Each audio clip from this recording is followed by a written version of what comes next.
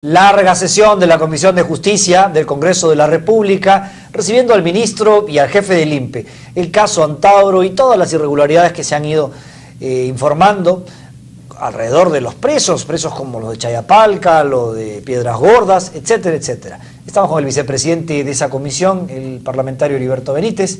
¿Cómo está, congresista? Buenos días. Buenos días, Armando. Buenos días, Karina. Gracias por estar con nosotros. ¿Convencido o no por el ministro? Bueno, con toda sinceridad te diría que no. Y es más, me he quedado preocupado con lo que nos han dicho ayer, porque, por ejemplo, nos han comunicado que de ahora en adelante, todos los meses, ingresan 1000 reclusos más a las cárceles del Perú. O sea que en 3 o 4 meses colapsan los penales. ¿Y sobre lo de Antauro? Eso puede ser una explosión. Sobre lo de Antauro no ha habido una justificación clara, no ha habido una explicación que pueda convencer, creo yo, al Congreso de la República, y además el ministro ha tenido que reconocer que el presidente de la República sí sabía del traslado, cuando en un principio, recuerdo que lo entrevistaron en RPP, sí, en la cárcel de Chorrillos, y dijo, el presidente de la República no sabe nada de esto. Ahora el Congreso ha logrado hacerlo rectificar y decir la verdad, ¿no? Que el presidente sí lo sabía. Si bien es cierto, dijo él, no señaló a qué penal lo llevan, pero sí reconoció que el presidente sabía, porque era evidente que tenía que saber si estaba de por medio la vida de sus padres. Claro, y ahora, su familia, otro ¿no? tema que nos ha preocupado también es el caso Chayapalca. El ministro llegó a un momento en que dijo que el penal estaba con las puertas abiertas, sin control de nadie, y si los internos no han salido es porque no han querido. Entonces, imagínate tú llegar al extremo de que en un penal como el de Chayapalca la puerta esté abierta y los internos no quieren salir, y que el resto de los penales ingresen 1000 mensuales más, y que un ministro no tenga una capacidad política para hacerlo. Entonces la pregunta es, ¿qué hace un ministro de Justicia ahí? Claro, ¿cuánto puede hacer, no? Ahora, regresemos al tema de Antauro, que en realidad por la presión mediática ha sido el tema de agenda que más ha tomado tiempo en esta reunión, que comenzó a las 3 de la tarde y terminó como a las 8 de la noche, ¿no? Sí. Ellos han dado diferentes versiones con respecto a cuál fue la razón del traslado del señor Antauro Humala. Ellos siguen explicando y siguen afirmando que ha sido por un tema de seguridad, pero revisábamos hoy en detalles, aquí también revelados en algunos periódicos, que se conversaron ayer en la comisión, que para eso se requiere una solicitud, y no había la solicitud. Es decir, formalmente ni se ha hecho el pedido, ni se ha informado. Mira, en un principio, cuando me preguntaron, recuerdo mucho en RPP, qué opinaba yo del traslado aquel día sábado en la noche, yo dije, lo único que podía justificar un traslado era que se ponga en peligro la vida de los padres. Entonces, en parte se dijo que era ello, pero ahora, su explicación, digamos. Incluso ahora se dice que era porque ellos van caminando desde la carretera hasta el penal y que ese tramo es peligroso y puede haber secuestros. Y a eso de ahí ya me parece un tono exagerado. El peligro era dentro del penal, que puede haber un motín y que podían secuestrar al padre y agarrarlo de rehén, y que eso podía originar una situación peligrosa. Eso sí hubiera justificado, pero que el que caminando sea, o que digan que hay un reporte de inteligencia, que es secreto y no lo pueden revelar, perdón, si ya el traslado se hizo, ya ese informe de inteligencia perdió el secretismo, porque ya se sabe, entonces ya lo pueden revelar. Si fuera antes de, tú dirías, no lo puedo revelar porque todavía estoy trabajando un tema. Entonces no quieren revelar el plan. Ahora dicen que es por la caminata que tenía que hacer, después dicen que era por la vida del interno, luego lo trasladan a un penal que ha creado muchas suspicacias, aparecen luego correos electrónicos que pueden ser realizados con anterioridad, no lo niego, fotos de un iPhone, laptops, que puede haber sido en Navidad de repente o en Año Nuevo, correcto, pero el sistema de justicia se ve que está colapsando en el tema de los penales. Yo conozco al ministro Juan Jiménez, creo que es una persona capacitada, conoce el tema de administración de justicia, es un buen profesional, pero políticamente, perdónenme, hay una responsabilidad y un ministro tiene que asumirla. ¿Y cuál es esa? Bueno, o te interpelan, o te censuran, o renuncias. Pues, casos anteriores que han habido, pongamos. No, pero si usted fuera ministro, ¿qué yo haría? renunciaba, no podía más. Con lo que me han dicho ayer, con esa situación de peligro, yo ponía mi cargo, después yo decía, señor, que venga otro, porque en esas condiciones no puedo. Y si Economía no le quiere dar plata y el ministro está en el gabinete y no puede exigir que le aumenten el presupuesto, ¿qué hago entonces? Bueno, pero si él renuncia, el Ministerio de Economía no quiere ampliar el presupuesto para otorgar seguridad a los penales, vamos a seguir en las mismas. No, porque ahí el Congreso puede interpelar a un ministro de Economía para ver por qué no da plata en un tema que origina un peligro para la población. Damos a entender que el próximo a ser convocado es el ministro de Economía. Bueno, habría que ver, porque si la justificación es falta de recursos, entonces hay que apuntar al ministro de Economía. ¿Qué está pasando ahí? Ahora, si tú buscas antecedentes históricos, de repente ustedes estaban muy niños todavía, claro, no soy tan viejo, pero estaban en el segundo gobierno de Belaúnde, por ejemplo. Mira, segundo gobierno de Belaúnde, había un ministro del Interior que bajo su gestión, en una delegación policial, mataron a un trabajador.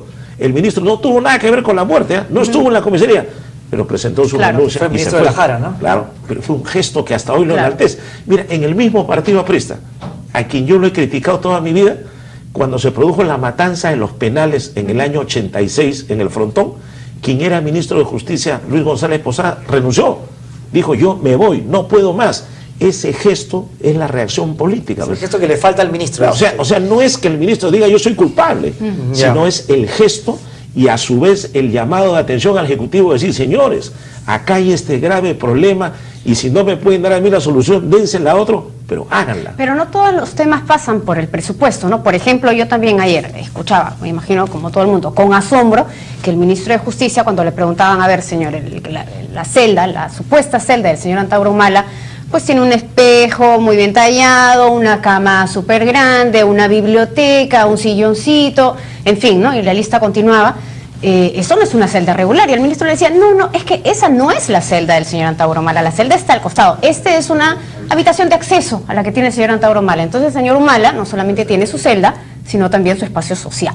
Claro, o sea, ¿no? Entonces eso sí es una vergüenza. Claro, o sea, ese es el mensaje que se lanza al país de privilegios, de beneficios, de ventajas, que ayer el ministro y el jefe del INPE han dicho, no es privilegio, eso se llama corrupción, han dicho. Claro. De peor todavía, pues, porque ¿no? Si es corrupción y esa parte penal la verá el juez y el fiscal, ¿qué hay de la responsabilidad política? O sea, en mis narices estoy viendo todo eso y digo, no, eso es corrupción, no, eso viene de antes.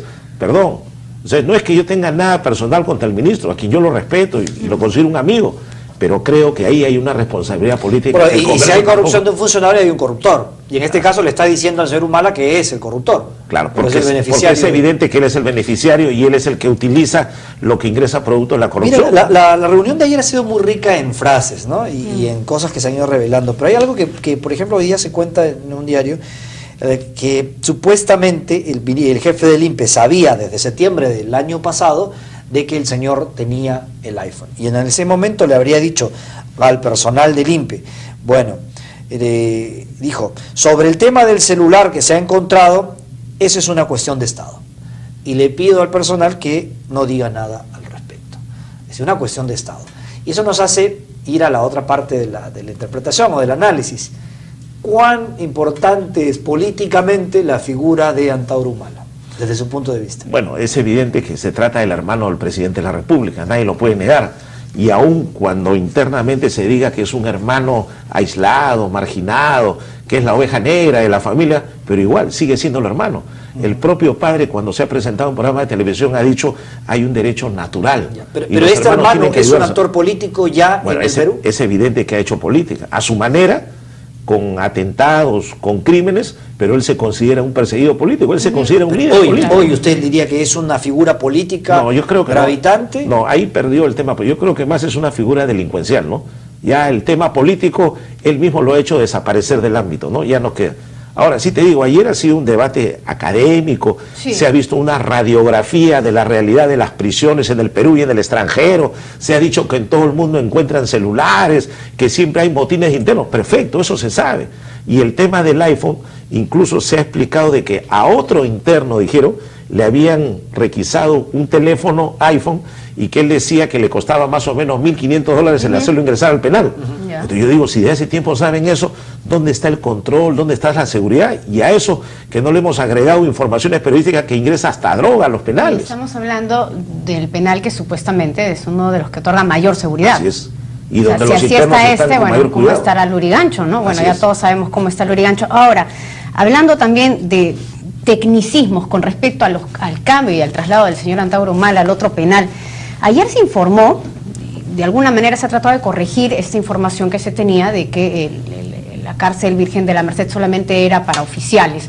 Ellos han dicho que no, que esto ha sido un error de entendimiento, que es para reos comunes. Están tratando de cambiar, digamos, la información con respecto a quiénes deberían acudir a este penal para poder excusar nuevamente el ingreso del señor Antauro Humala, o ha sido un malentendimiento? Mira, primero se dijo que se había firmado un convenio para que dentro de una instalación militar funcione esta reclusión a cargo del INPE para reos comunes. Luego, cuando ha salido el día domingo en un programa de televisión un interno que declaró que él salía y que las ventajas que tenía Antauro Humala, ahora se ha dicho que al costado hay otro centro de reclusión para militares condenados por el Fuero Castrense. O sea, con cucharadas le van sacando poco a poco qué es lo que hay. Entonces, eso es lo que también llama suspicacia. ¿Por qué desde un primer día no se dijo todo? ¿Por qué el sábado que se hizo el traslado no se dijo, señores, vamos a hacer el traslado por esta razón, a tal penal podemos ir juntos y verlo? Entonces, la falta de comunicación hace también que se genere todo esto. Y eso es peligroso. ¿Este nuevo penal, usted cree que reúne las medidas de seguridad? ¿Usted cree que el INPE va a cumplir con estas medidas que ha prometido? Bueno, en principio, si está dentro de una instalación militar es evidente que hay medidas de seguridad. Ahora han dicho que van a poner bloqueadores de teléfono, pero ojo, solo para las celdas porque tienen alcance de 40 metros, lo que quiere decir que el interno sale al patio y sí puede hablar.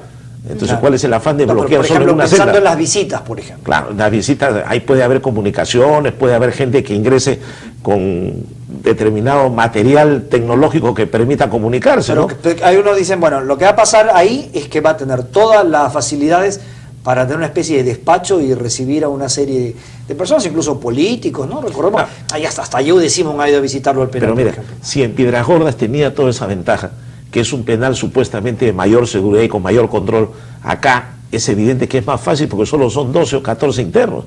Ahora, que ahí funcionaba un penal, bueno, es cierto, en la época de Fujimori, hace años, ahí estaban recluidos varios oficiales de las Fuerzas Armadas, como también hay convenios para la base naval y para la DINOES, ¿no? Donde el INPE hace convenios y mantiene ciertos internos separados. Ahora, ¿qué es lo que queda después de la sesión de ayer? ¿Qué curso va a tomar esta investigación? Hemos hablado básicamente de lo que ha dicho el ministro de Justicia, también había estado convocado y estuvo presente el señor Pérez Guadalupe, el jefe del INPE. ¿Qué impresiones le quedan a usted? ¿Qué cosa va a hacer el Congreso? Muchos están pidiendo su cabeza, dicen que es el principal responsable, pero ¿cómo va a seguir esta investigación? Pues yo lo que creo es que el paso siguiente es una evaluación política de parte de los grupos parlamentarios y actuar pues conforme al reglamento del Congreso. Yo, por ejemplo, ya lo he dicho, si yo hubiera sido el ministro de Justicia, yo hubiera renunciado en ese momento y me retiraba. ¿Y con él el señor Pérez Guadalupe? Bueno, es evidente que al cambiar de administración, todo pone su cargo a disposición y puede haber una renovación. Lo cual, claro, es lamentable porque puede retroceder el avance de la justicia, pero ¿qué se hace? Pues hay responsabilidades políticas y los hechos lo están demostrando.